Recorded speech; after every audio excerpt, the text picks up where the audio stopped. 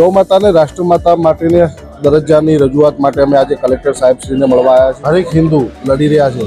આજે આપણા ચારે મઠના શંકરાચાર્યો જ્યારે 16 તારીખે બહુ મોટી સભા કરવાના છે જે ગૌમાતાને રાષ્ટ્રમાતા બનાવવા, જેને એવું કહેવાય છે કે હિન્દુ ધર્મના અધિપતિ આજે મેદાને ઉતરી અને ગૌમાતાને રાષ્ટ્રમાતા બનાવવા માટેના પ્રયત્નો કરતા હોય તો સનાતન હિન્દુ ધર્મના હરેક યોદ્ધા એની સાથે રજૂઆત. હું તો એવું મારું માનવું એવું છે કે ભારતના અંદર ગૌમાતા એટલે ભારતના પ્રથમ નિર્ણયમાં ગૌમાતાનું નામ આવતું હોય છે અને ગૌમાતાને રાષ્ટ્રમાતા બનાવવા માટે થઈ અને આવા બધા કલેક્ટર કચેરીમાં રજૂઆતો જ ના હોવી જોઈએ કે ભારતના અંદર ગૌમાતાને રાષ્ટ્રમાતા બનાવવા માટે થઈ અને રજૂઆતો કરવી પડે છે. એવા બનાવવા માટેના પ્રયાસો સરકારના પણ ક્યાંક ના ક્યાંક દેખાય છે.